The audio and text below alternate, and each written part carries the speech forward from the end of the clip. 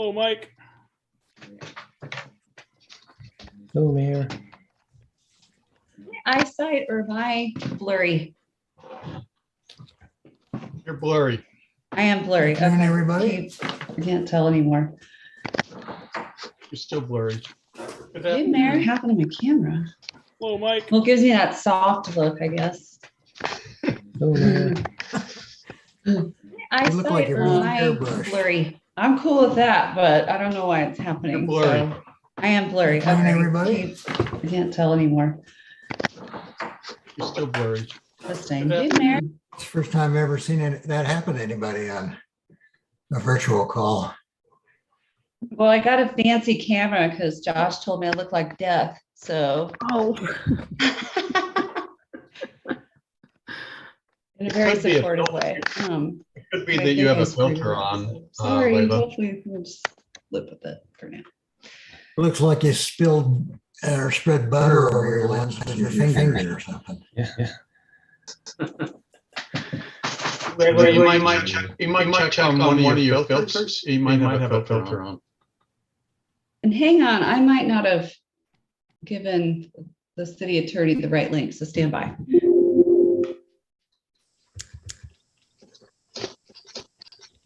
I thought I saw Tom Horning chime in, but I don't see him anymore.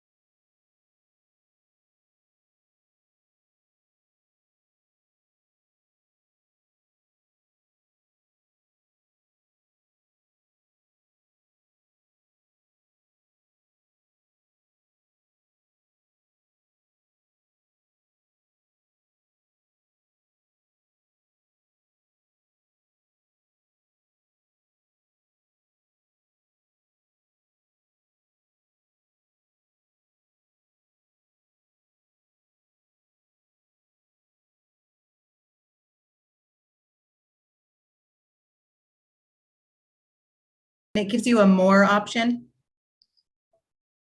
Okay. on the right hand.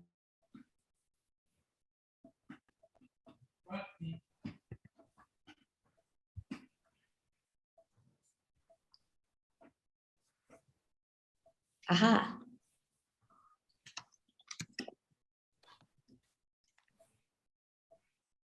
Ta-da.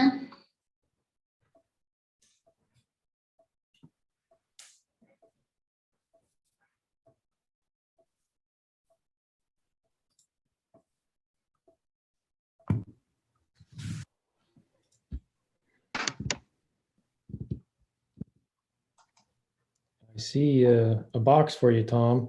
I'm here, but I still have a black screen. Still and I no don't know video. why. Huh. It would take too long for my system to reload. I can shut a few things down, maybe buy some some I'll try space on it. that.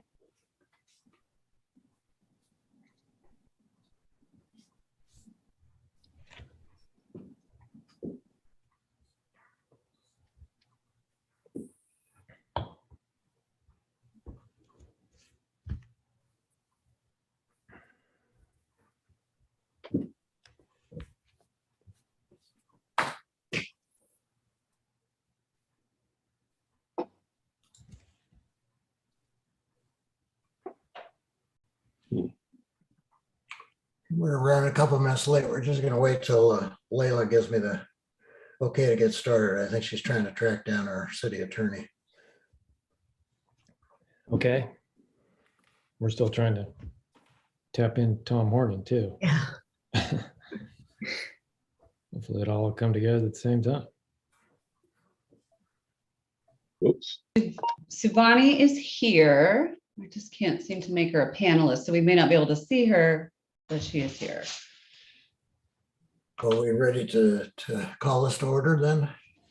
I'm trying to get Tom Horning to show up, our engineering geologist, and for some reason his panel link isn't working. Can he hear us and talk? Sounds like he could. We just couldn't see him. I'm just going to shut down and come back in about 30 seconds and see if it. He's he's got a quick PowerPoint presentation. Oh, well, it's going to be hard to do with a blank screen. Yeah. So give us a minute.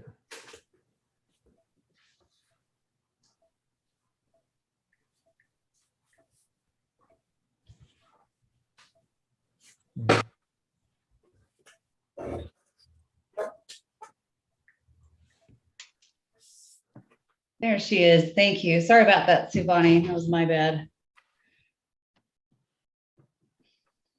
Thank you, Nina.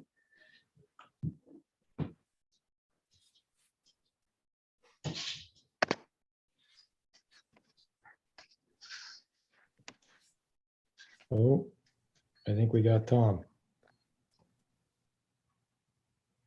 Yep.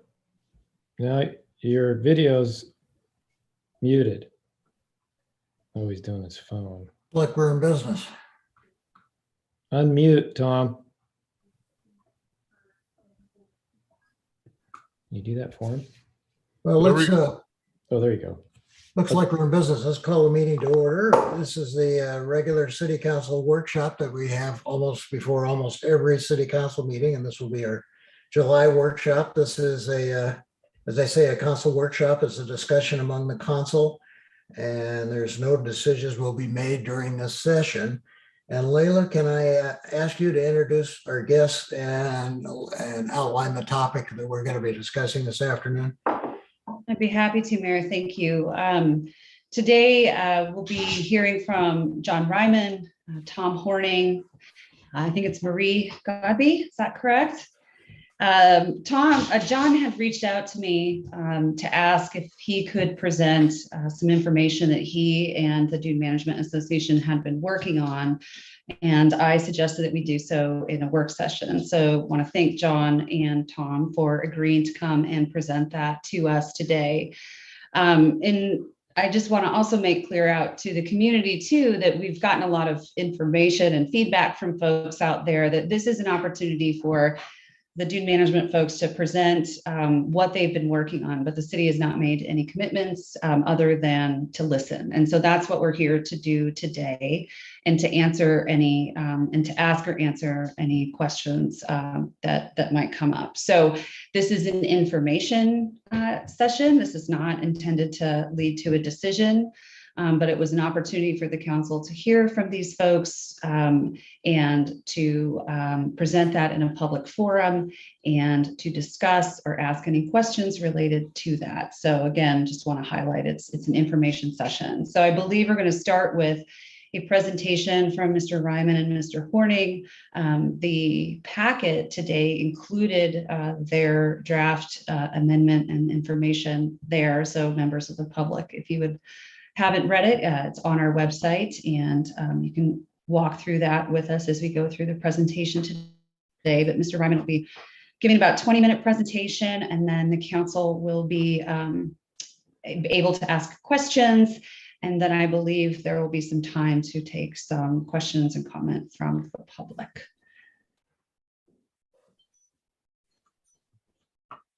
Okay. And so I think with that, I'll hand it back to you, Mayor. And Okay, John, you want to make some opening comments, or you just want to go straight to Tom's Yeah. presentation, or? I'd like to make some opening comments. Okay, go ahead. First of all, Mayor, Council, and Leila, thank you for the opportunity to let us have this workshop and present our proposed plan amendment. Just a quick introduction of myself. I'm a beachfront property owner. Address is 8827 Spyglass Lane. Born and raised in Oregon, Bethany area, including my wife of 37 years and our 3 boys. Grew up going to Rockaway Beach. I've always loved the beach and still do. Was very fortunate to be able to fill our dream of having a beach house in my adult years.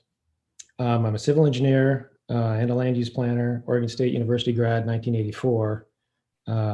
Currently doing business as JPR Consulting out of my home office, semi-retired. I have been active in the Manzanita Neoconi Dunes Management Association and have been since 2008. I'm currently the president of the association, taking over from the former president, Dave Matthews. So this is my first year as president. Just quickly, Tom Horning will be speaking after me and has been our engineering geologist for the Dunes Association for over a decade. Has completed numerous monitoring reports over the years for the association, and has also completed several compliance and certification reports for sub-area dune grading operations during this time frame. Mike Morgan is our consulting planner on the project and was unfortunately unable to join the work session due to a family emergency that came up here recently. He's on a plane right now to Mississippi for a funeral. So I'm going to try to fill in for him after Tom. Mike is a resident of Cannon Beach area and former mayor of Cannon Beach. He has a wide range of planning experience on coastal land use issues and will help the association with the application process with you guys as we move forward. Marie Godsby is a Manzanita homeowner, and she's here joining us on the panel, and currently holding the position of secretary for our board of directors. I wanted to quickly just read an email, put things in context before I hand it over to Tom, that I sent Leila February 24th, 2022. And this is after the public hearing on the state parks, my application for our sub-area plan that was a public hearing and then was subsequently denied by the state parks. And so here he goes. Hi, Leila. As I mentioned in our phone conversation, February 22nd, 2022, I wanted to address the February 10th, 2022 letter the city submitted to Oregon Parks, specifically the comment about the Dunes Association preparing a new plan, but to date, the plan has not been updated or revised. Following the Planning Commission workshop presentation by Dr. Scott Burns, January 18th, 2018, so this is 4 years ago, the Dunes Association began the process of engaging Horning Geosciences, Tom, to prepare a scope and work to update, revise the 1995 Dune Management Plan in 2018. The scope of work and budget was agreed to and notice to proceed was given. Over the course of the next 2 to 3 years, Horning Geosciences incurred workload issues that stalled the progress of the report preparation, including the preparation of the final draft of the study update. The COVID pandemic added to this challenge. I have had recent discussions with Tom, which were encouraging in the fact that he has committed to re-engaging with this project to complete the work.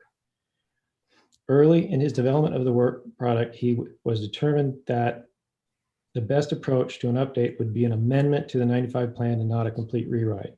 This would also mean a 95-6 amendment to reference the updates. In light of this, we would like to finalize a workable draft and share it with the city.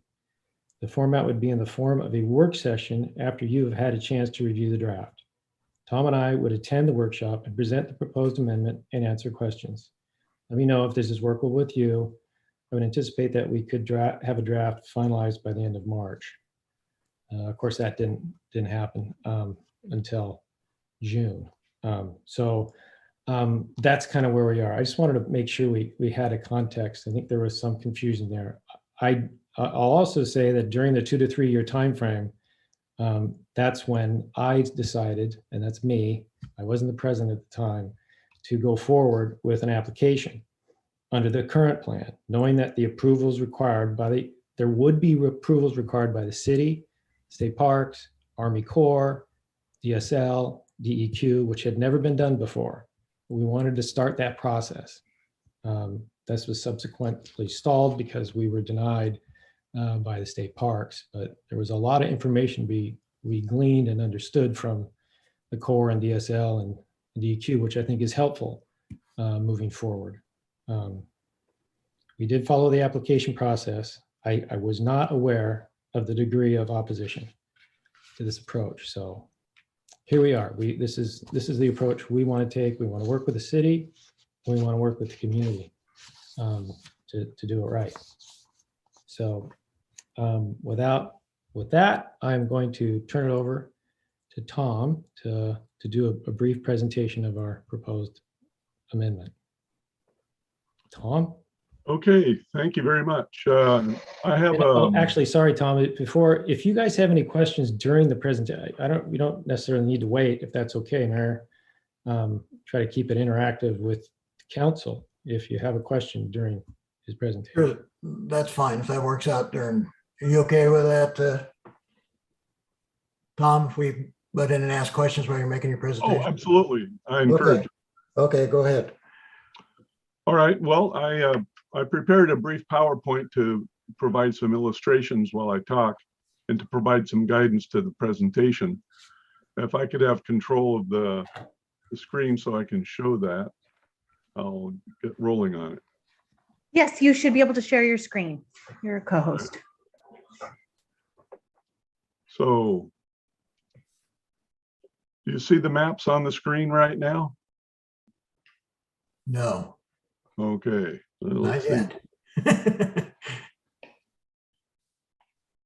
Is there a button? Do I hit the share screen button on the bottom of this? Yeah. Okay. I got you. All right. There we go. All right. Well, let me jump this up to a bigger. Okay. Well, we're at the north end of the Rockaway Beach littoral cell. Sometimes goes by the Tillamook or the Nehalem or Manzanita littoral cell. That's a stretch of beach about 20 miles long, bounded on the north by Neocani Mountain and on the south by Cape Mears. The area of interest is this rectangular block of city and private property on the former Neocani Beach frontage.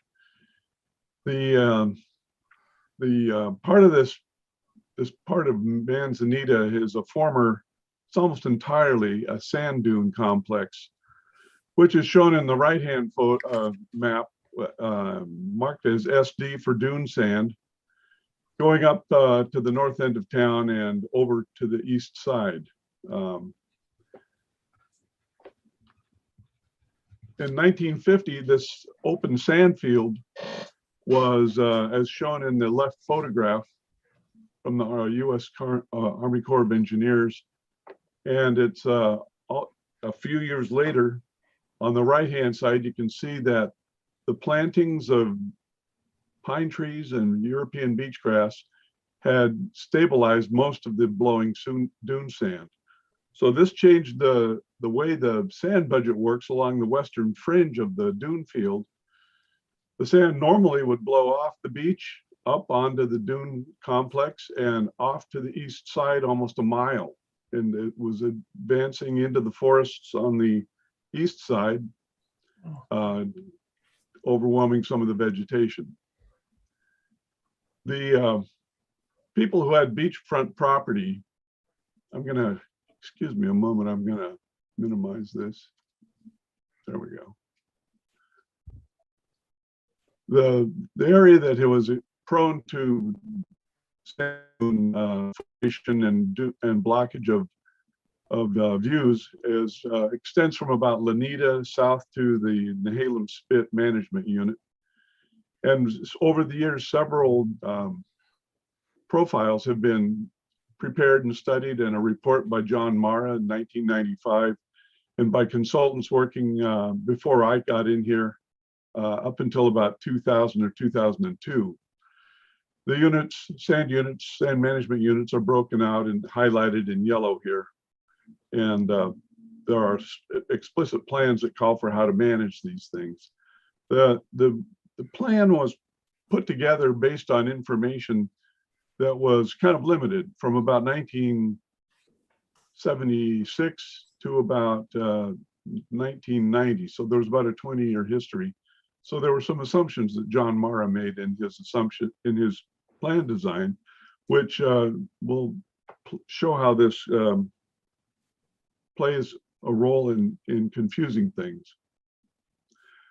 This is a profile with east on the left side, west on the right side, that shows the position of the surface of the sand dunes in the middle of the complex in Necarny Beach.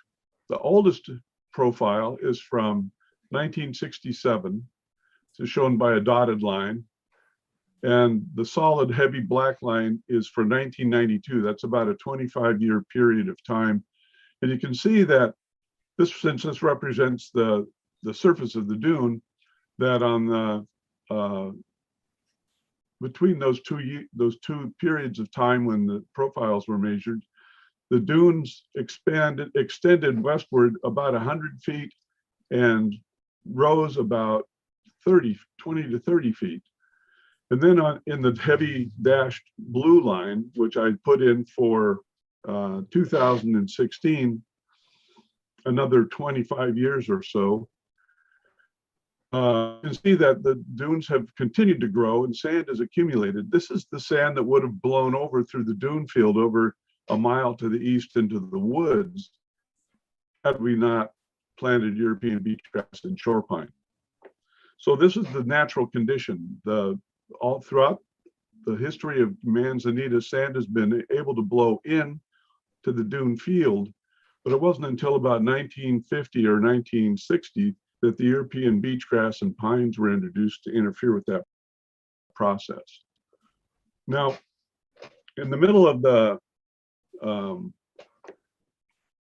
section of property that we're proposing to do dune grading, I've shown some of the streets on the right-hand side. There's Spindrift and Ocean Crest, and the homes and their property boundaries are shown, and the names of the people and the elevations of the west side of their properties are shown. And Mara recommended knocking down a dune ridge that was about 25 feet higher than the present elevations, and making an upper platform at an elevation of about 33 feet that was 150 feet wide. And then he proposed benching down to another smaller bench area to where roughly 25 feet, and that was 75 feet wide. And then it benched down to the upper beach, basically at the edge of the European beach grass. As a result, the time passed and dune grasses were planted.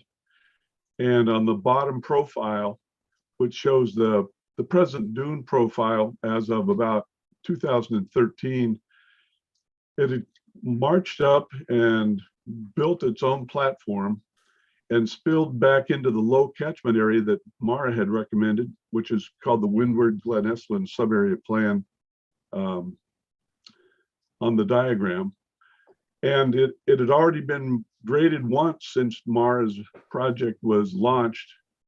And we were about to do another excavation and bring the top of the dunes, which were somewhere between 44 and 47 feet, down to the FEMA mandated elevation of 33 feet, which is 4 feet plus the elevation of the 100-year flood elevation of probably about 29 feet.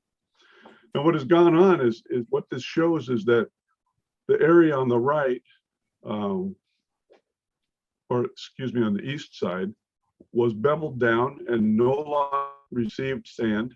And the area down in the lower catchment area at 25 feet caught a little sand, but for the most part, the dunes were growing out on the west side and preferentially, and no sand was getting in to the eastern side. So this is the new condition that's caused by the European beachgrass being a very effective interceptor of windblown sand and entrapper, so that it captures nearly all the sand, except it's about a strip of 150 feet wide. No matter where you put your new beach line, that it will be only a few years and the dunes will advance westward and grow onto that area. So here's a profile of where dune sands were mapped as having invaded. In I think about 2002, we had the blue area was where sand was being deposited and where the dunes were growing.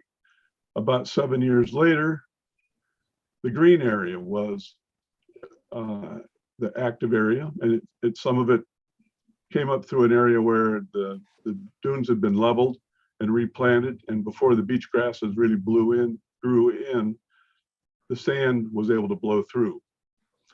Then the most recent profile around, I'm gonna have to guess, I don't have this on here, about 2012, the new western dune started to grow.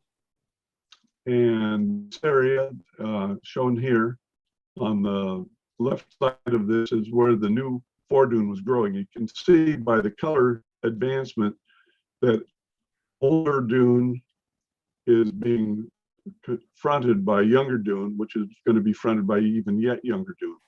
And as a result, the cross-sectional profiles on the left side show how dunes develop and form a very narrow strip. So this becomes a real problem because they have the potential of getting to 55 to 60 feet in elevation. And when you compare that to a house that's at about 35 feet in elevation, that's a 25-foot wall of sand dune blocking the view.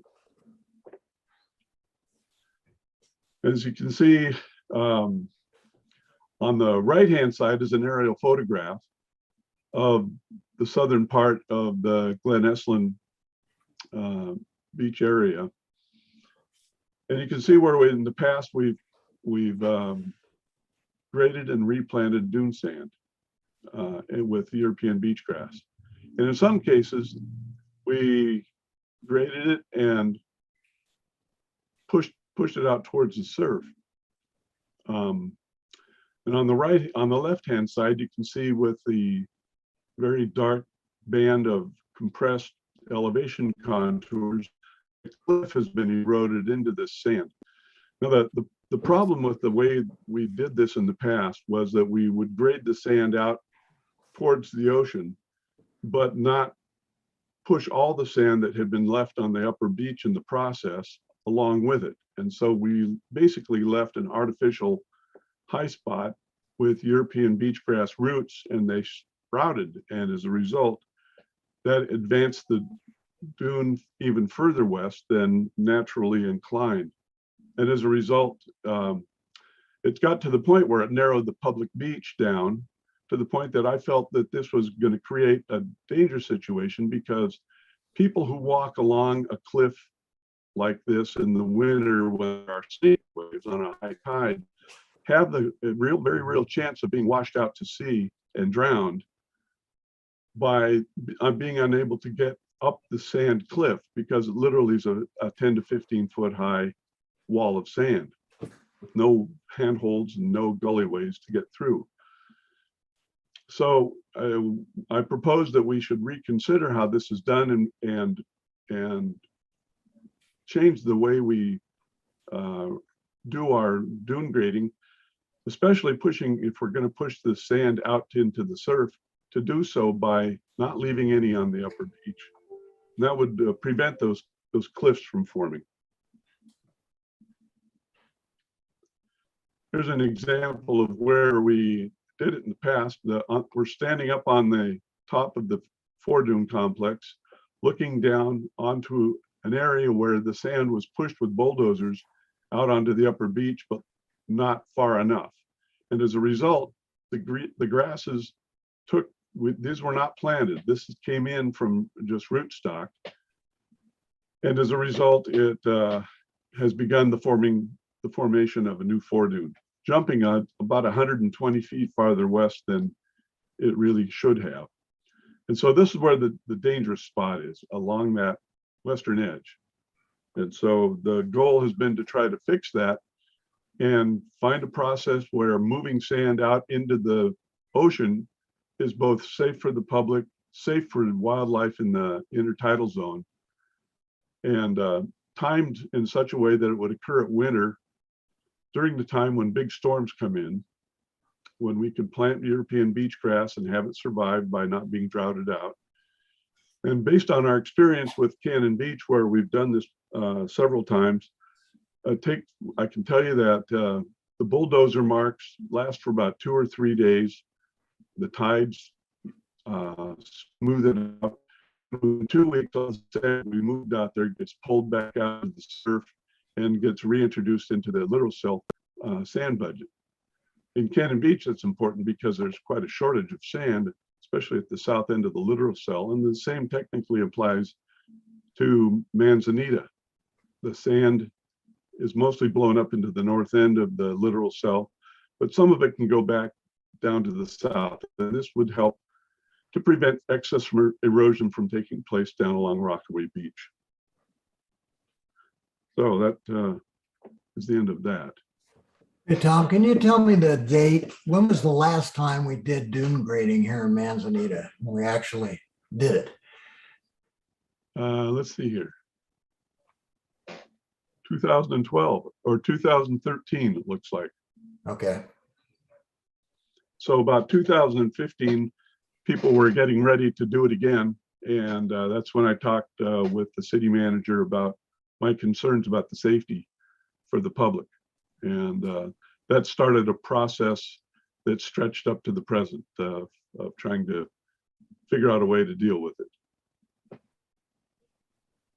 Were you, Tom, present at the meeting that I think Jerry Taylor had around that time at the City Council chamber with the Dune Association and the public, I think?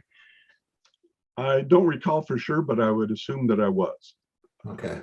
Don't recall the details. So I remember attending a meeting about that time and you know, we were talking about this issue, and basically Jerry said we got to put a moratorium on this until the plan was updated and everybody was in agreement with what we should do next. And we haven't done any dune grading since. So. Yeah. Well, you've caught me flat-footed. I just don't have a clear recollection of that. Mayor, was that when we had Sam Burns make a presentation? Does that ring a bell? I don't know. There was an engineer there, someone giving a similar presentation what Tom's given us now. Yeah, I think that was that mentioned in my opening statement, the 2018 presentation that I attended. I don't think you were there, Tom, but you could have been. I can't remember. I don't recall. So you ready for questions, Tom? Yeah, I was going to, talk briefly about what Mike Morgan was going to say. Okay, go ahead. Go ahead. That's okay, Mayor. Yeah, go ahead. From the planning approach. So again, this is all open for discussion, but as per the draft report that Tom put together, we would look at amending the current 95 plan and the ordinance 95-6 through Article 9 of your code amendments and amend the text of the ordinance. This would also as a part of Article 9, involve public hearings with the Planning Commission and the City Council to make sure that we get a lot of public input and public comments during the process. That's about I'm not going to go any further because it's not my bailiwick really. And Mike was going to present that, but I kind of got those parts to it from him before this call. So, Well, I'm sure you're aware, and you mentioned this a little earlier, there's quite a bit of headwind against doing more sand dune grading in Manzanita for the public. I'm sure you're aware of that. We've, on the council, have received numerous written comments over the last few weeks about, let's don't do this anymore. And so there is a lot of public backlash about this right now. Is there any questions from the council? We can talk about this more, but go ahead. Anybody from the council want to ask some questions or make some comments? Mr. Mayor, I had a couple of things that I'd like to ask. First of all, I appreciate, Tom, your explanation. I tried, as I walked the beach, trying to understand better why we were suddenly seeing a lot of cliff development, if you will, along the beach. And I think you did a nice job of explaining why that's happening. I have a further concern, and that is I see children and sometimes adults, they're digging at the cliffs. And I worry about those caving in on people, and we've got people buried in a tunnel or something. And so there's a lot of issues related to those cliffs being formed along the ocean front. I would, a couple of things though. One is there a document that shows what you're suggesting as amendment versus what I have is a copy basically of the plan, but I have no way of, well, unless I went line by line, tried to compare the two to what's currently exists versus what you've submitted. Is there some sort of a document that describes what you're suggesting that is reviewable? Do you understand what I'm asking? Are you referring to me or are you referring to John? I think probably John, actually. yeah, so you're referring to what our proposed language would be for an amendment? Yes, correct. Yeah, no, we haven't started that process. We kind of wanted to start with this presentation, and then and Mike's the expert on that stuff, so I apologize. He's not. Okay, and then the other issue I'm trying to understand after Tom's presentation is the difference between the migration of the sand dune to the west based upon storm. You indicate, I think on page 2 or 3, that it's a result of storm activity moving the sand to the west, and you explained that a little bit today. How much of the fact that we have been essentially bulldozing sand out westward now for some number of years, we've stopped over the past 10 plus years, is a result of, I mean, I'm trying to compare, is it really storm, or is it the fact previous to 2013 where we're pushing the sand westward? Well, it's caused mostly by wind and waves. We add more sand when we bulldoze it out and basically pack it onto the west side of the dune. So both have occurred, but based on the diagram that I showed you with the 3 cross sections from 67 and 94 and 2016, in places where dune grading had never taken place, it still migrated out about the same distance. So I would speculate that it's probably 80 to 90% wind and storm winds that do it, and the remainder is where grading activity has taken place. To some degree, the excess sand that's moved out by the bulldozers in the past has been washed away, but not entirely. Otherwise, we wouldn't have these artificial ledges of new dune sand with a lot of beach grass coming up through it, sprouting like it does. So it's mostly caused by nature. It's just that we've introduced beach grass and pine trees to stop the flow, the migration of windblown sand. And so it all stops at the edge of the beach now. And that tends to cause the whole beach dune interface to shift westward 100 feet per decade, or maybe 150 feet per decade. Okay. How many members are there in the Dune Association at this time? Do you know, John? Marie, I think there's over. We have about 50 About 50. right now. Yeah, we're doing an outreach because the mailing list kind of wasn't up to date recently. There's been changes in ownership, and we tried an email approach back in 2019, and before that it was all mailing. And I think that's in process of building too, to update the membership, which we're in process of doing with technology. Yeah, go ahead. Thanks. This, I don't know if you guys, this was news to John, but there are some oceanfront owners like myself that their deeded property line is actually mean high tide. So that for us concerns us with the safety issues and liability as well, because as we joke that you can't make more beachfront property, and indeed more beachfront property is being made going westward. But our dune is very popular for kids playing on and dogs, and it seems very hazardous, especially this last winter. So I think everybody knows that Cannon Beach used to dune grade or for dune grade, and they have evidently stopped the process permanently, from what I understand. I'm sure you guys are aware of that, right? And I think they went through a public process and came to the conclusion they just weren't going to do it anymore. Going forward, you were a part of that, weren't you? A little bit. Do you want to add to that, or any information? Are you referring to me, John? Yeah. Yeah.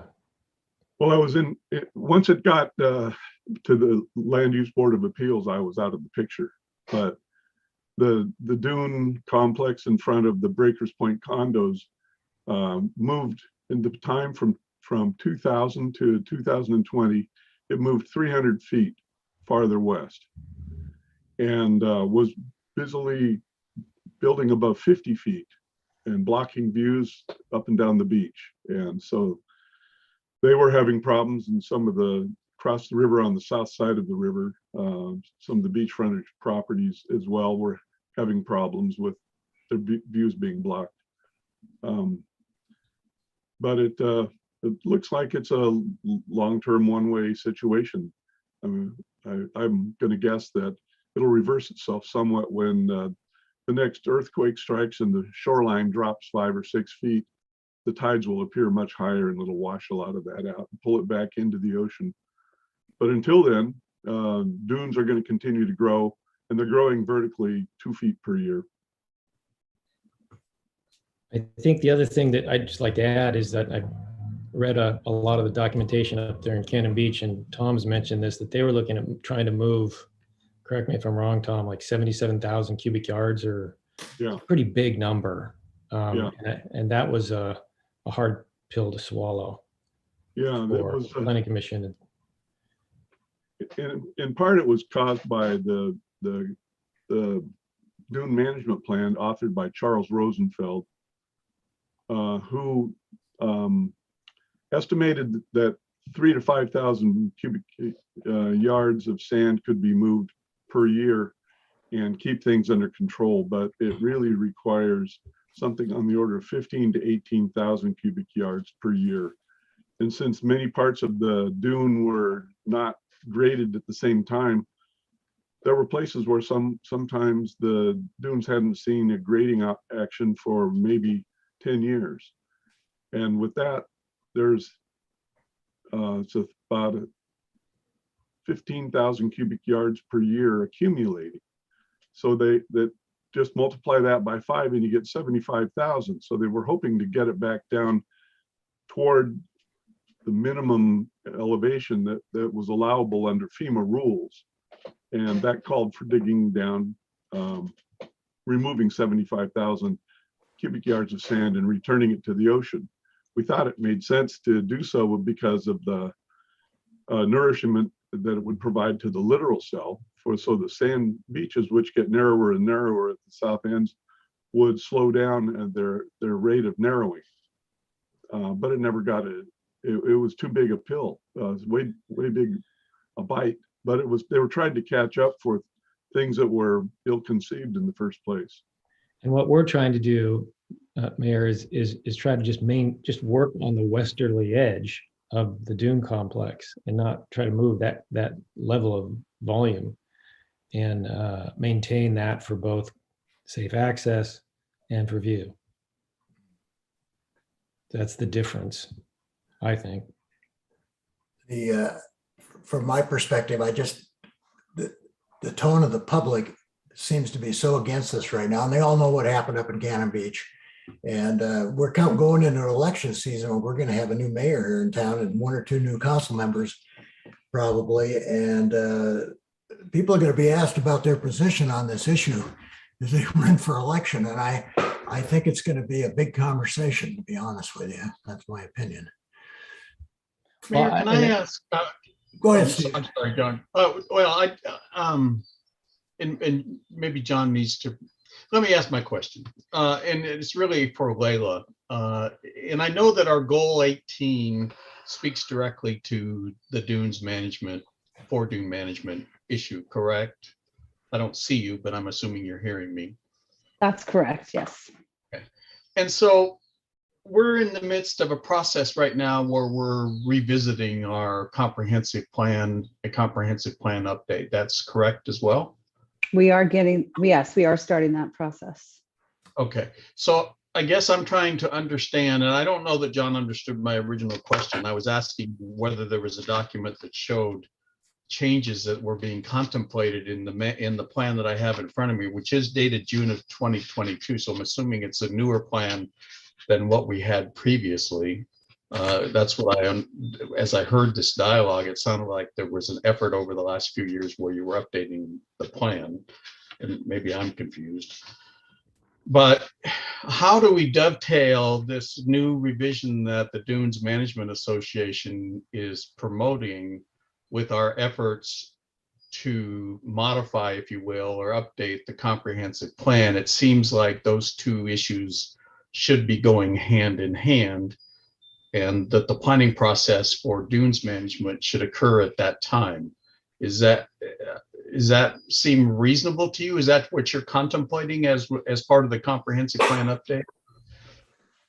That's correct. I mean, process-wise, updating goal 18 would necessitate pretty significant outreach with the community to assess whether or not the policies as they exist today reflect current community values.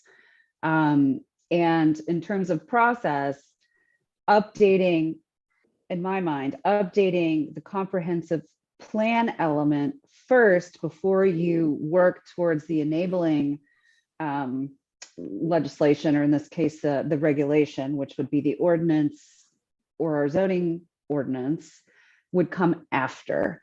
Because I think that fundamentally, we need to confirm and reaffirm that view grading is something that's desired by our community. And if that is still consistent, then at that time, it would make sense to do the additional analysis to implement that. Just from a procedural standpoint, that's how it flows in my brain. So, which makes sense to me. And so really that's the genesis of a moratorium that we had talked about over the past few months of stopping any dunes management effort until we'd had a chance to go back and update both goal 18 and the comprehensive plan and get the public outreach that we need to understand better the community wishes, safety concerns, view needs, etc. And we're looking at a moratorium process that would, I'm assuming has been going forward in terms of laying the foundation for something like that over the past several months. Is that correct as well? That is correct. Yes. So how close are we to that process? I've been working with the city attorney to draft initial findings. And so those initial findings are underway.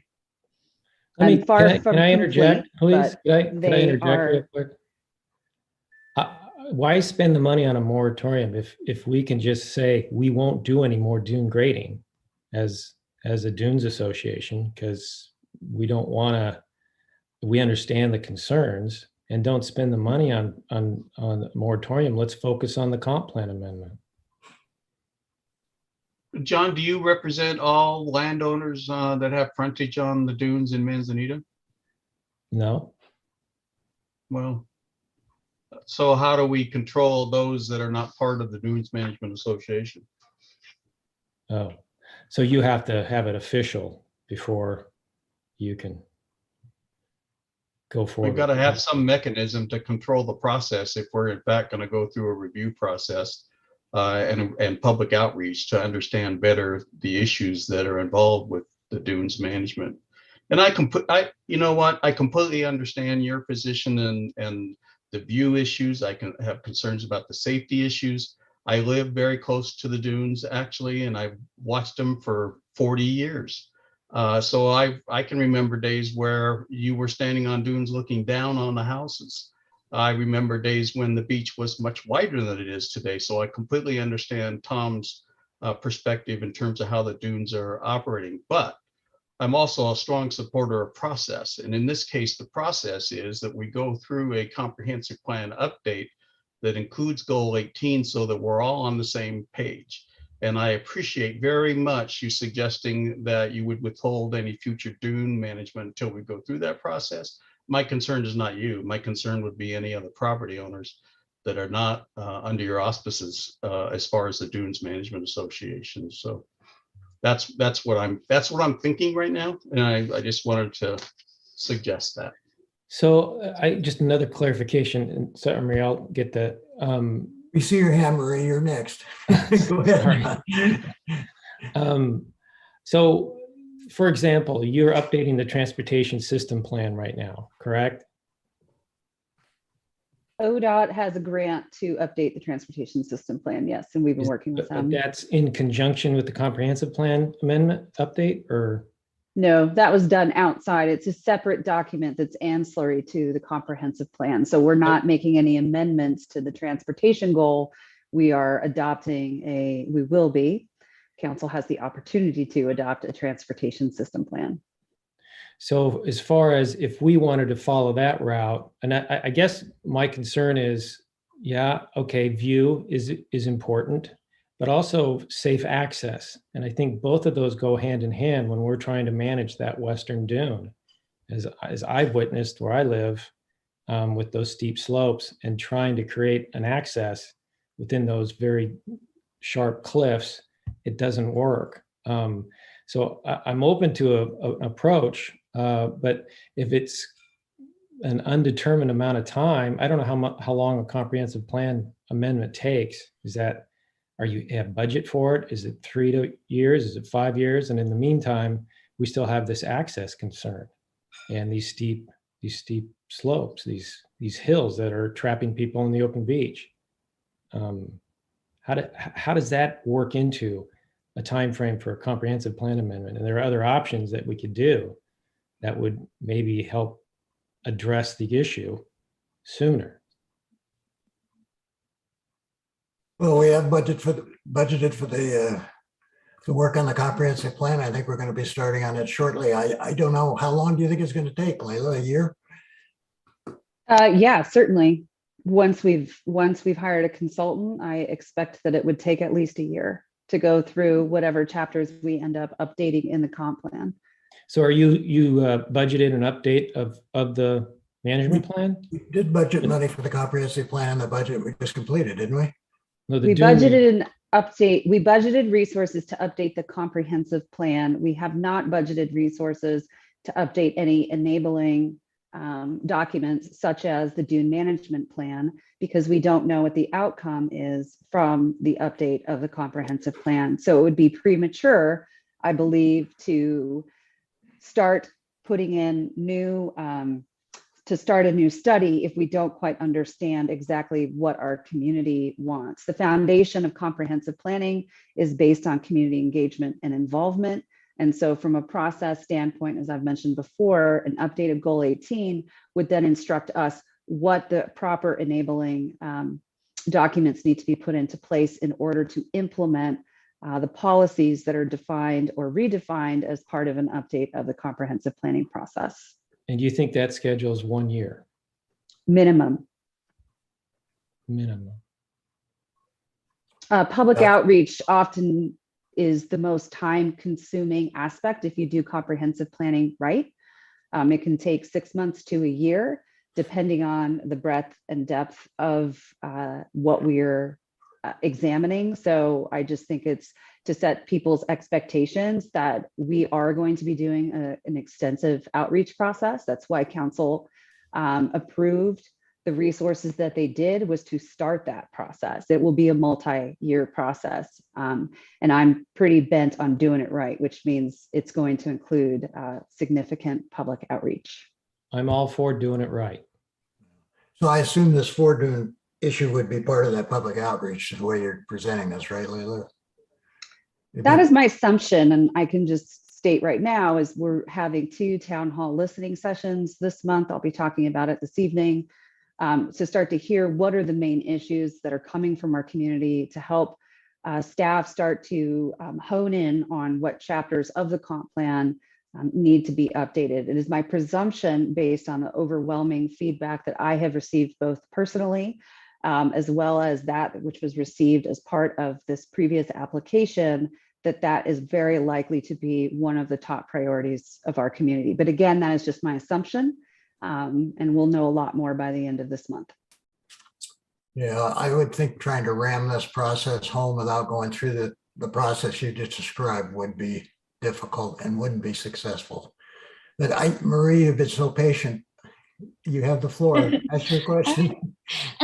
It's more of a comment about, and I understand that there could be a concern about beachfront owners moving sand or grading independently, but there are layers of already city administration in place that you can't even move a bucket of sand from the dune to your deck currently. And I, as an individual, just so it doesn't seem like a moratorium right now is really necessary, because right now nobody can move sand, even for landscaping or without a real intensive effort in terms of making sure the dune's not disturbed and you don't go out. I guess what I'm seeing as a moratorium, it seems overkill because we can't move sand right now as it is. Well, where we're at right now is that the council did in a council session make a decision to put a moratorium on. So we'd have to reverse that decision. We've already made that decision. We're in that process. So I think it's also important, Mayor, to remember that it's only a few months removed from when we were essentially in a position where we couldn't necessarily deny a application by your group because we didn't have an official document in place to deal with it. And so as a result, we ended up having to sign, we signed that document because it met the criteria as we currently stand. It was then rejected by the state parks, and I don't know whether it ever got to the Corps of Civil Engineers, but the process is from a municipality that we have to have the mechanism in place to be able to say, look, this is the process we're going through right now. It includes a comprehensive plan update. It includes a goal 18 analysis. It includes public outreach, but without some document in place, and Layla, correct me if I'm wrong, we don't have the authority to deny a permit. And then we end up in the same situation as we were just a few months ago. Yeah, that's absolutely correct, Counselor Nuttall, and that was absolutely the position that I was placed in, and appreciate the council's support in putting in place official documentation around these things, because unfortunately, words can only get us so far. So we were placed in a position where we did have to evaluate that application based on the current requirements that are in place, and ultimately had to sign that form, knowing that we do need to update this goal. And so while I appreciate the offer, we do need something a bit stronger, because things need to live beyond us as individuals. Okay, so we're about an hour into our 2-hour workshop, and I want to give the other counselors a chance to say something, and then I'm going to open this up for a while to get some public comment from the audience. Hans, do you have any comments on this issue? I want to give you guys each a chance to say something if you wish. Well, thank you, Tom, for your presentation. You did mention the notion of an offshore event kind of resetting the geological clock here and putting us back to who knows what level in terms of the profile of our beach. In that vein, do you see the current height of the dunes in Manzanita as an asset or a liability when that event happens and that wall of water comes? Is this a good thing or a bad thing that we have the dunes that we presently have? I suppose they provide some sort of limited blockage for waves that are on the smaller side, but if there's no certainty as to how tall the tsunami will be. If it's on the upper reaches of what it could be, the dunes will be too low to stop the tsunami from coming in. And if it's on the smaller to medium sized, it might have some beneficial effect. But wherever there's a gap, the water will still come through that and presumably spread quite a bit behind the dunes, potentially flooding houses that might otherwise have been protected if there weren't any trails or access roads to the beach. Thank you. Mm-hmm. Jerry, do you have any questions or comments today? I had questions, but they were all well addressed by Steve and Layla, so I'm very satisfied with the status quo. Okay. Linda, do you have anything you want to add to the conversation here? He's muted. You muted, Linda. Geez, I said such brilliant things. Yeah, you were talking to me. Darn it. Start all over again. Okay. All right.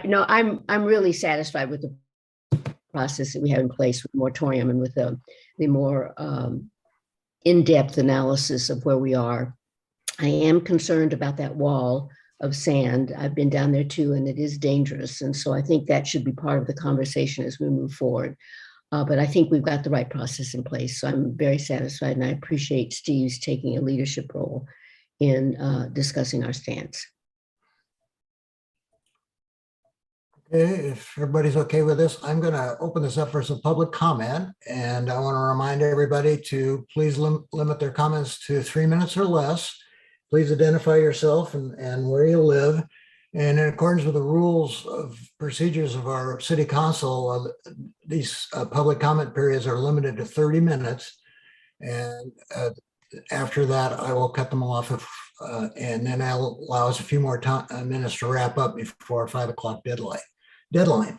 So with that being said, Nina, do we have anyone that would like to, raising their hand, that would like to make a comment?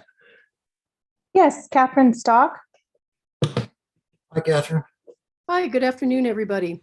So I wasn't able to attend all of the meetings after the city session that were held regarding this application.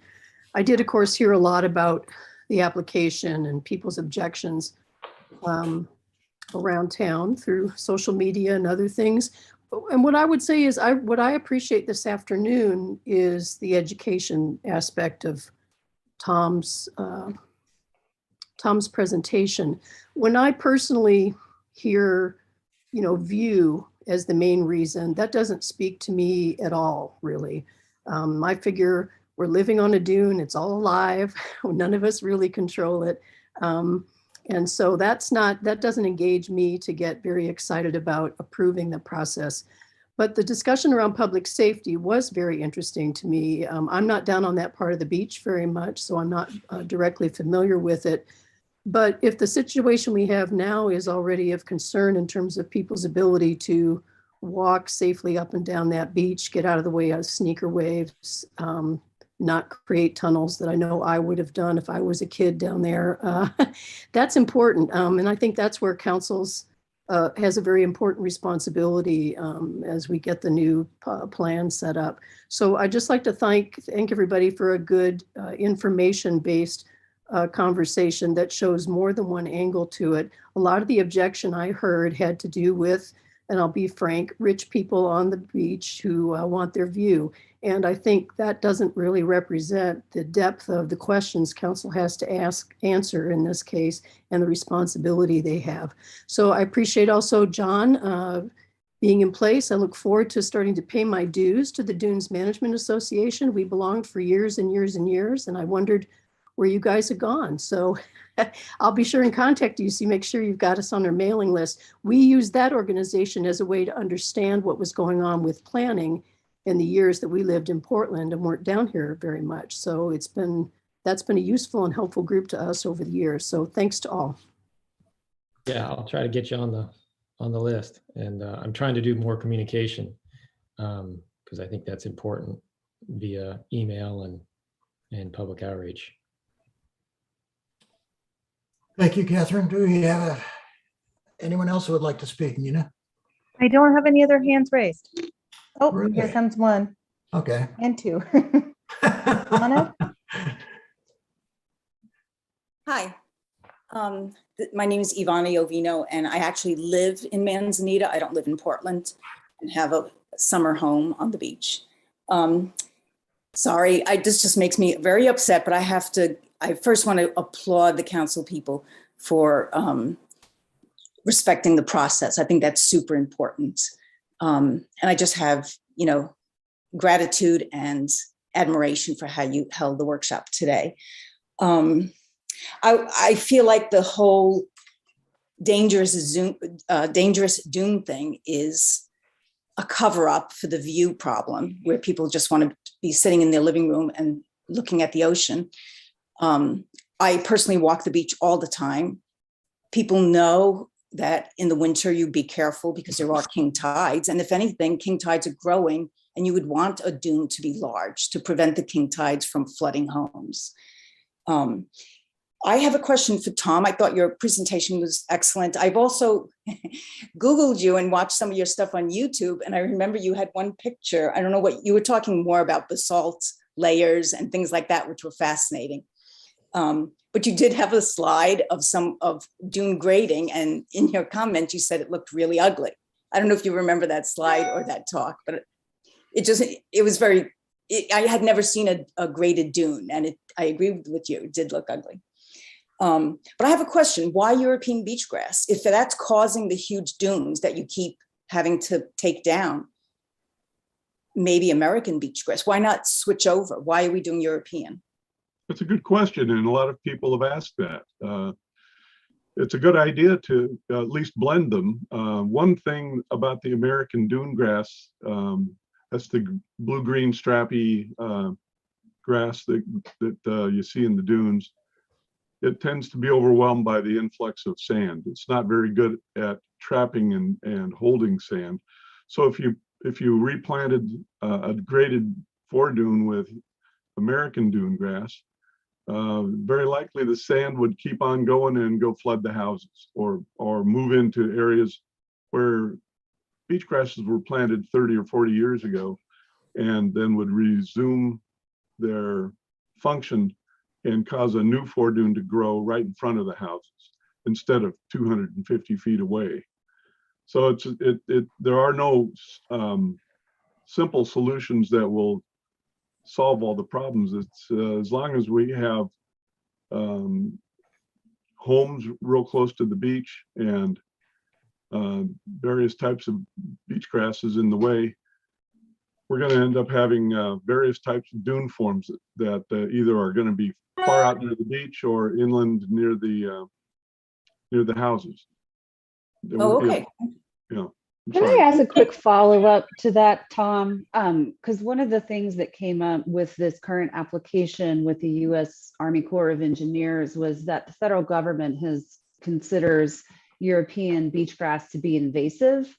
And so I believe that was one of the bases for denial, because the replanting for the application included European beach grass. So how does that get reconciled if the feds, you're required to get a permit from the feds, and the feds are going to say no because the type of material you'll be using to replant is considered and is listed on the federal invasive species list?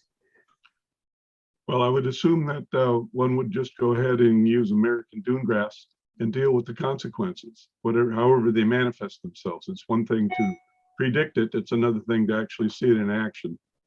There's another Great Lakes dune grass that people are also using, and I've understood from botanists that they're now starting to hybridize.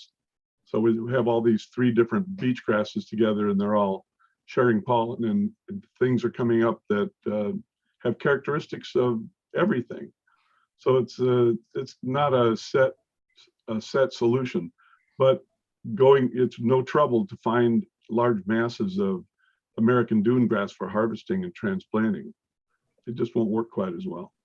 And I have one other question brought up by Marie, who felt like she was liable if something to happen to somebody walking on the beach. The beach belongs to the state, belongs to Oregon. It doesn't belong, homeowners don't own the beach.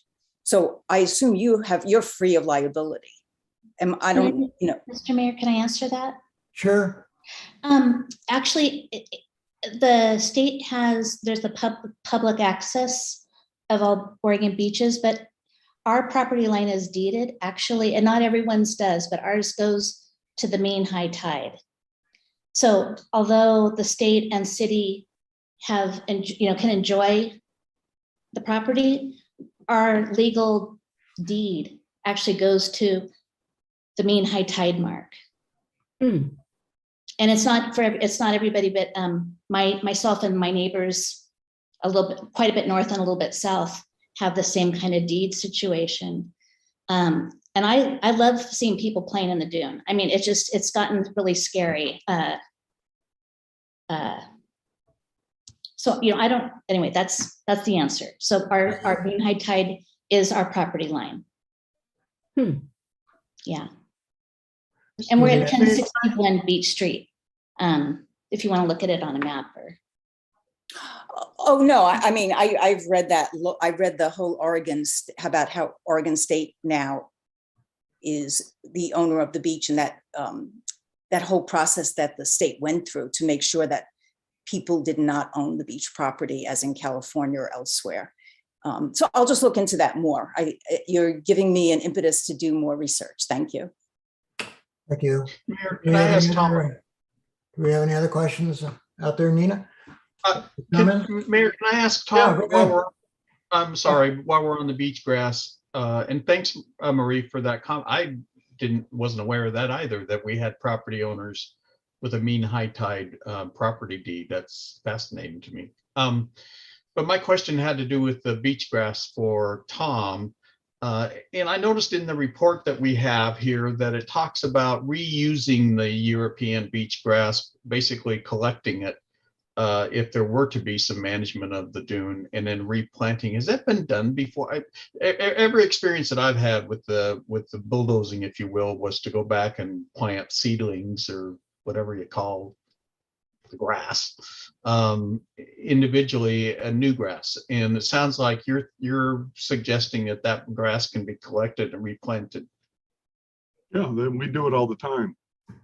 A lot of times in the process of grading the dune, the first thing to do is to scalp the vegetation and scrape it off into piles and set it aside, and then do the grading. And then when you've got a bare surface, come back and put clumps of beach grass into about 24 or 18-inch centers with a little fertilizer and plant the whole barren surface. And it's got a 95% survival rate. We've done several studies where we've monitored select plantings and done generalized inventorying, and it comes back without much trouble at all. A lot of this is a modification of a process that was published in a circular by the U.S. Department of Agriculture for beach grasses.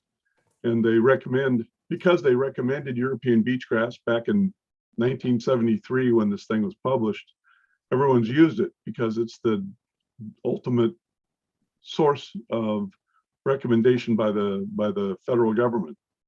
But I imagine they're going to modify that thing pretty soon, because if this leads to denials of permits, it's going to just have to be modified.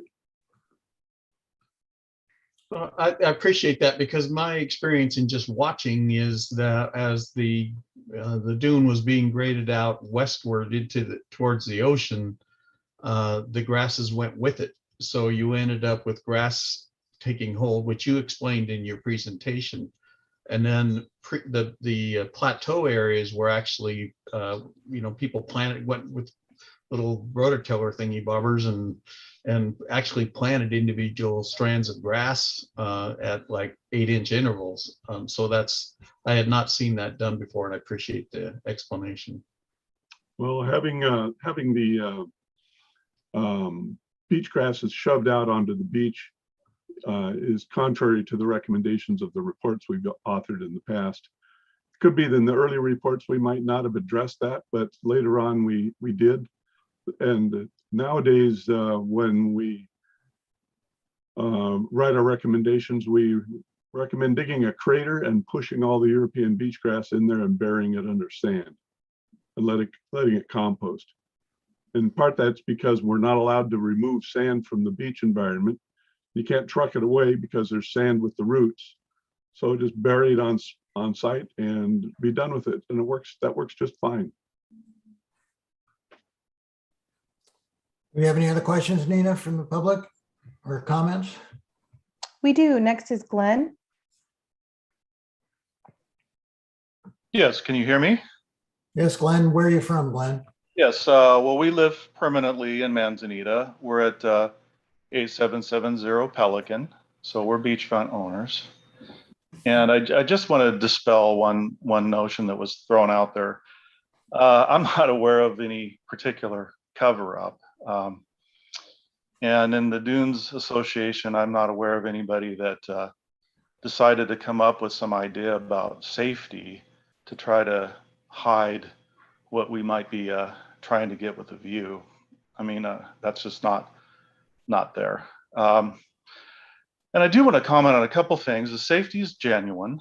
I'll give an example of just this last winter, early spring, where my wife and I were standing on the top of the dune, watching the king waves come in. And we observed a dad with his young child in a stroller right on the beach, unaware that the king tides were coming up right against the dune and cutting off access. And fortunately, he did not walk far enough that when the wave did come in, he was able to run very quickly to get out of the way. Had he been another couple minutes along the wall, he wouldn't have been able to escape. So I want to say that, yes, public comment is very important.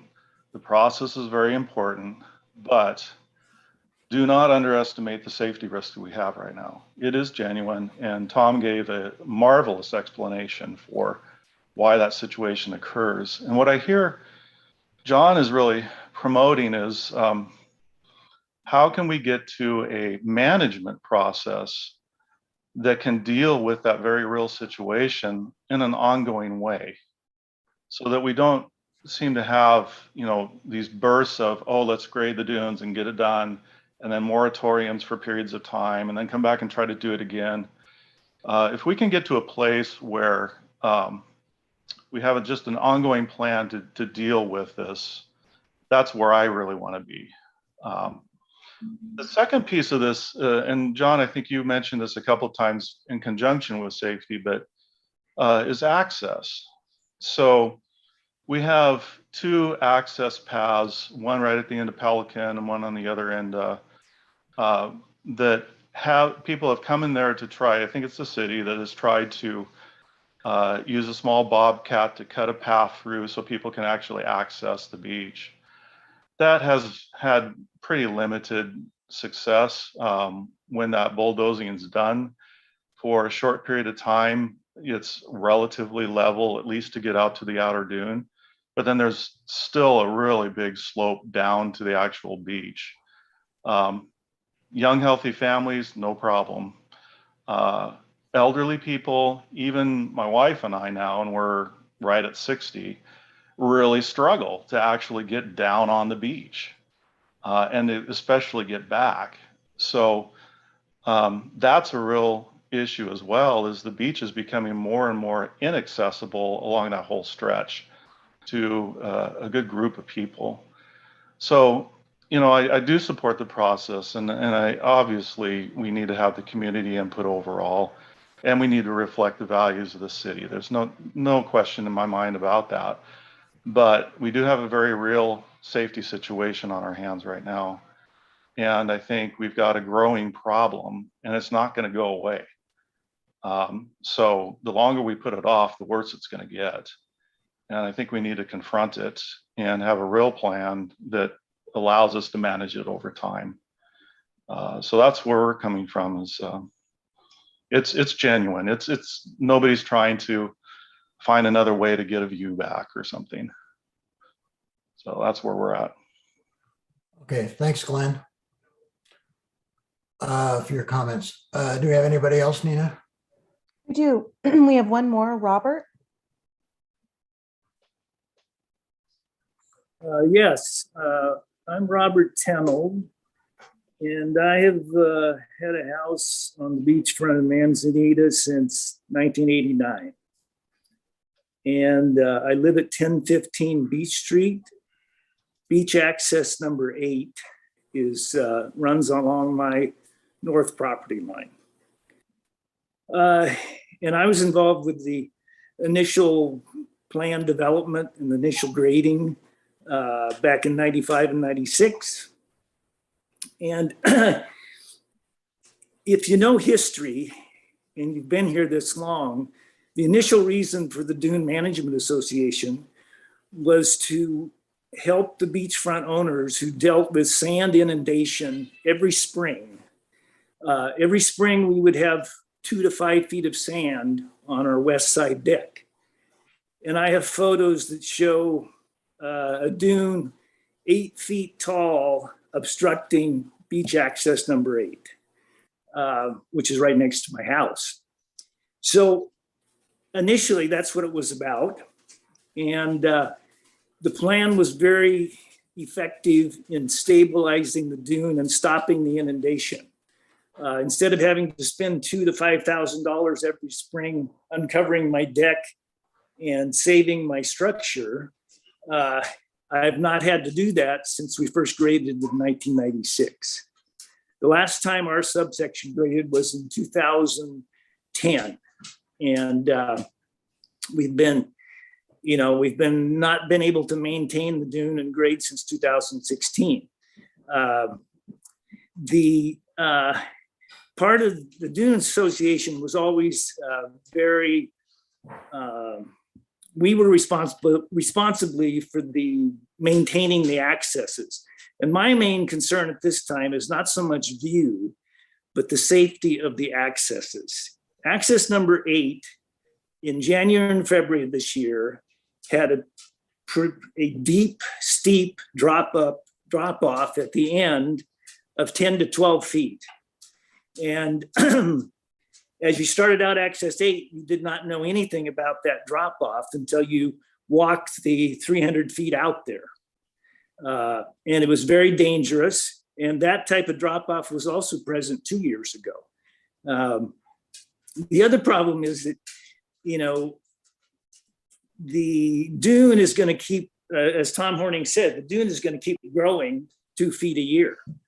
The dune in front of our house, since we last graded it, has gone up approximately 16 to 18 feet.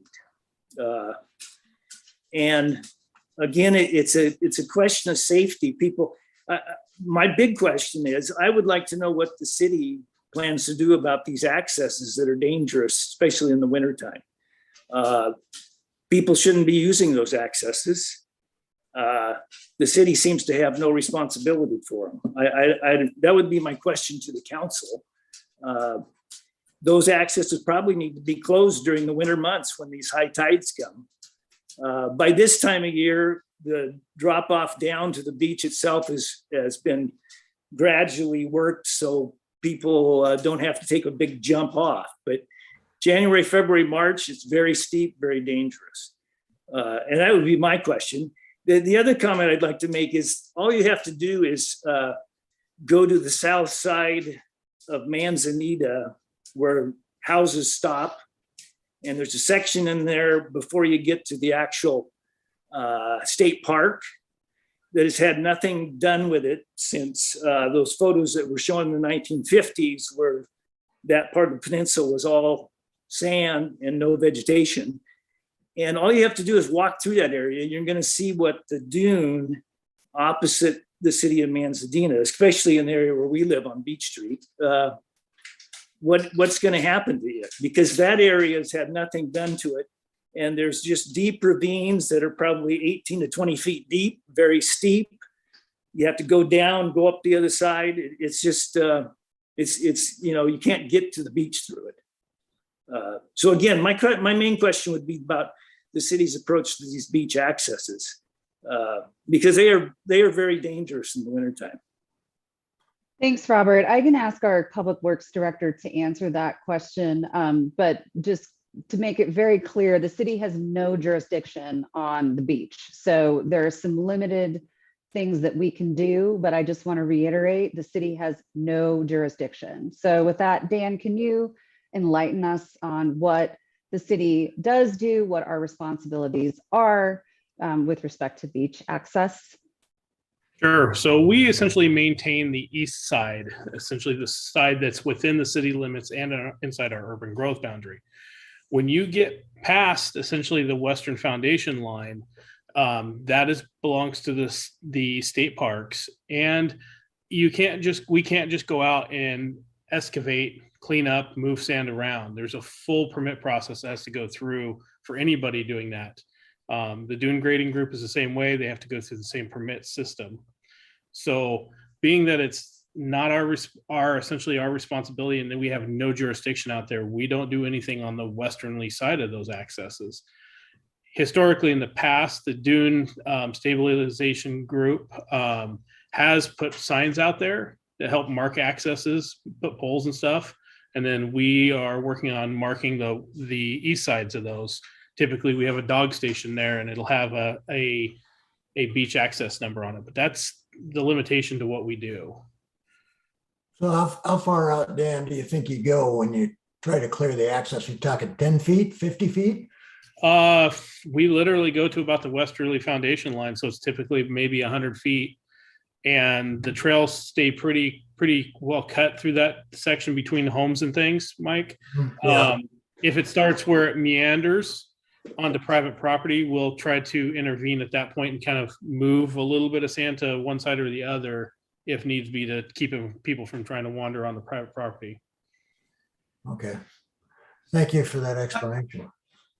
Can I ask John a question? Because it's been my experience on our access that it's been graded for a long time. It was every year that they would come down and just grade the path essentially to kind of clear it out and widen it out.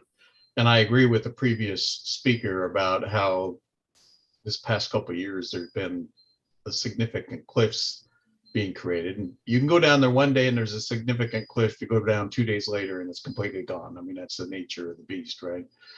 But John, are you still doing some kind of grading as far as the dunes management, as far on access points, which had been done in the past? See, the Dunes Association has in the past paid for hiring Dick Ewing, Jiffy Construction, to every spring grade the paths pretty much from Beach Street south to the state park.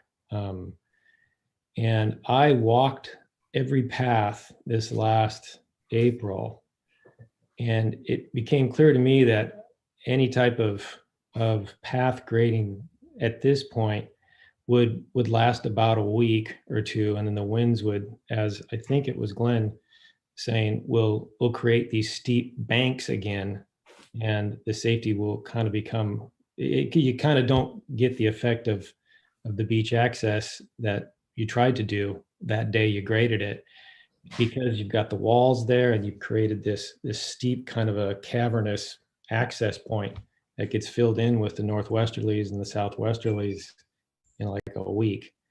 So it just seems like kind of a waste of money at this point anymore, because we haven't been doing any type of dune grading to shape the dunes in the same kind of a slope that the path grading did for, a decade now. And that's the impacts of it. So it doesn't make sense to do it anymore until we can do some kind of a combined program on that westerly side to lessen the slope on both sides of the accesses too. Otherwise you get those. I will say that on our particular access point, it's been very effective, and even Which since access it's been, point is that? I'm at 9. Okay. And it's wider. You might take and give me a call or something. We can walk down, but Okay. it may be that it's wider. It's not narrow, so there's not creating the cliffs that you're describing. Right. But it has been effective, and right now the access on 9 is quite good, actually. But as was mentioned earlier, in storm season, there are significant cliffs being created. And Yeah, I've never been. I think I did walk 9, Stephen, and I think you're right. I mean, some of them, they didn't need it. Yeah. And so I don't think we needed to do it, but the ones that had the steeper cliffs, and I saw it happen years past, recent years past. Dick would go down there and it'd be nice for a week, and then my mom can't get down that. I mean, my dog can't get down. I can't, because the northwesterlies come in and create a big steep slope within that access point, about 20 feet in. Yeah, I understand. Well, Nina, do we have anybody else who wants to make a comment or a question? We got time for one more, I think. We If there's do. somebody out there. Sandy Okay. Wood. Okay, am I unmuted? Yes, you are. We can hear you, Sandy. I have not lived here in Manzanita as long as some of you have, but I walk the beach every day, usually with a number of people. We're all in our 70s and up. Have had no trouble going up the steep dunes, and we're smart enough to realize that if it's king tides or high tides expected, we don't walk. We look at where the tide's coming in. You can see you don't have any way to get out. You don't walk that area. You look at the tide tables. And I think that, I don't know whether every one of these rental houses has a tide table, how to use it, and tell people get off the beach 2 hours before high tide minimum, and king tides, walk up on the dunes. Don't walk on the beach at all, because it's not safe. But part of that is educating the public, or having some sense of, you don't stand on a log that the tide has brought in. It's going to roll. They don't come in without the tides. It's not like there are natural logs on the beach. They come in and out, and educate the public. I don't find a problem, and I have walked up all the beach paths and not had a problem. And if it's too steep, I go to the next path. It's not a big deal. And if I see people like the person pushing a stroller, I would have been yelling at them to get out or off the beach, rather than hoping that they did. part of it is if you live here, you're responsible to help the people that maybe aren't informed. But usually they're visitors and they should have had the information wherever they are staying. I love the beach, but I don't want to die. Thank you. Thank you, Sandy. I understand we have another hand raised, Nina. We do. Robert is looking to speak again. Okay. Yes, there was a question earlier in the presentation about whether how much effect the dune grading had done to putting excess sand on in the dune area. And I witnessed grading in 97, 2003, and 2010 in our subsection. And it was amazing to the fact that to watch the bulldozers take down the big dune, the fore dune that had grown, and shove it out in the intertidal area, and to see how much sand was actually put out there. And then to walk the beach the next morning after tides, and it was gone. There was absolutely no thought in my mind that grading the dune adds to the sand that's accumulated there.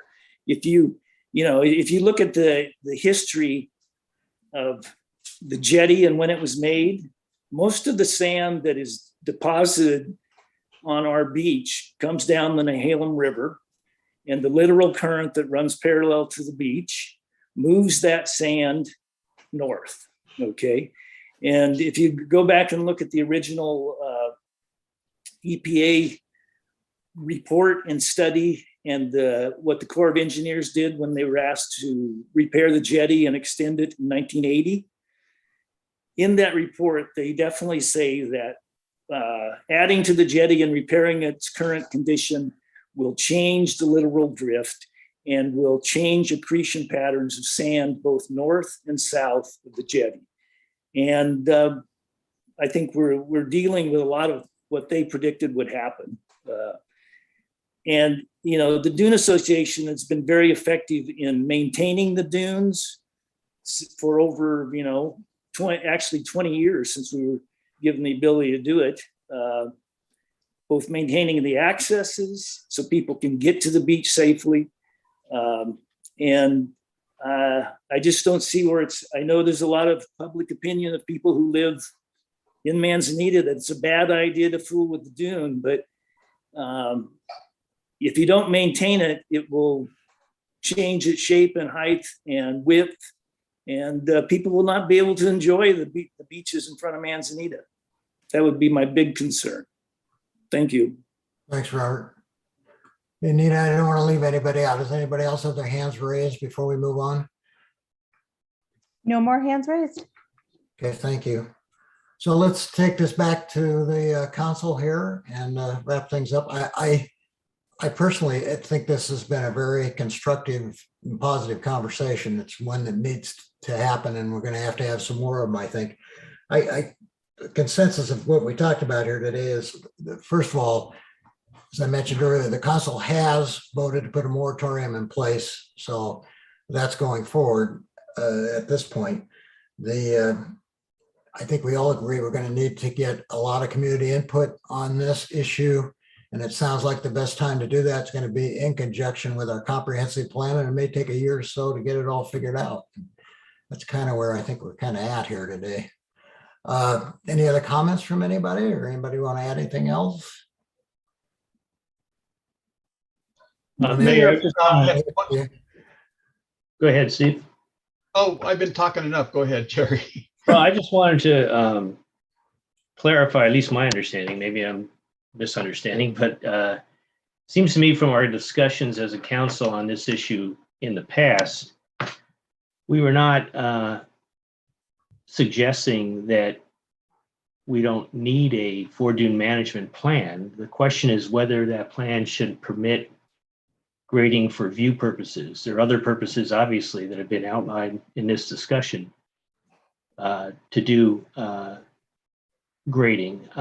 It's grading for view purposes that I think touched a nerve with the community and drove a lot of our conversations in the past. So, I think we obviously have a process. We're going to go through that process. We're going to see where the community stands, but I don't think that it's incompatible with the community's opposition to view grading that we still responsibly deal with other aspects of dune management in terms of remedial grading and maintenance grading and safety grading. But again, there's a process. We'll hash all this out. I just don't want us to leave today thinking that it's all or nothing. I think there's a middle ground that we were talking about several months ago. Thanks, Jerry. Can I just Go a ahead, couple Steve. things? One is I appreciate Jerry's comments. I think the thing we also should remember is where the city is one player, the Dunes Management Association is another player, but we also have a couple of state agencies that have a lot of impact, and we all need to work together on whatever plan that we develop so that everyone understands and is clear about the process going forward. So that's why it's important that we do this, and we do it in concert with all the other agencies and including the Dunes Management Association. One of the other things that I wonder about, and I think it's worth talking about now so that it's on the record, if you will, and this question probably goes to Dan. I know that we have outflows from our stormwater system. Not my favorite thing. I don't like it, but it is the way the system is designed. And hopefully over time we can work through something to allow for retention and other things rather than flowing it out into the ocean. But does the dunes management and the pushing of the sand in different directions have any influence on these outflows? And if so, what impact is that going to have for the city going forward? Kind of comical. I was kind of wondering that myself, Steve. So far, there are northern outfalls as far as Lanita Avenue, Treasure Cove, and Pacific. Pacific has been affected a little bit, but the outfall on Sitka, the dunes have extended quite far out in front of it.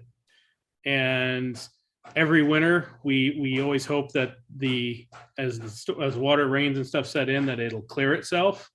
And so far, we have been successful, but it is getting kind of spooky. And I want to say about 6 years ago, we had to have in front of Sitka had to have it dug out because the sand had built up in front of it, a very large dune. And that dune has since knocked itself down, but you can see from aerial imagery that the outfall sits roughly about 400 feet back from essentially the dune line, the dune grass line. So, and I do know that Cannon Beach had some issues with their outfalls and the dunes and stuff building up in front of them. So, and we don't need to have a big discussion about it now, but are we regulated by the state in terms of how far those outfalls can be out towards the water itself? No, I've kept it as far back as best as we can, essentially, just because the process to do anything with them is quite intensive. And so as long as Sitka stays clear, from my standpoint, it's not much of a problem. But if it gets to the point where the dunes are built up in front of it and we're constantly having to go through a permit process to, open that up, that's going to be a whole nother process for us. And the other question is, as the grading kind of goes on, as you're asking, who's responsible for that? It's not the city doing the grading, so we would be just a byproduct of the grading. I think, there's just one more issue to add to our list of things that we need to be reviewing. It just kind of demonstrates, I think, how badly we need to go through a process that includes all parties. Lots of issues. John, why don't I give you the last word here? Do you have anything you want to, as we wrap up here this afternoon? Yeah, well, first of all, I'd like to thank Leela and council, mayor, for giving us the opportunity to have this chat. This is what the association wants to do and wants to be a part of. And we want to have that open line of communication. We want to listen, and we want to be good stewards of the community.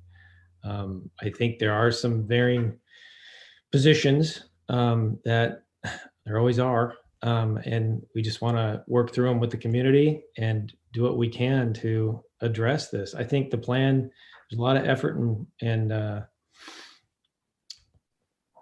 go into putting this plan together back in 95. I've been told that our approach is a model in the state as far as the plan, the ordinance, and how we've been managing it compared to other communities.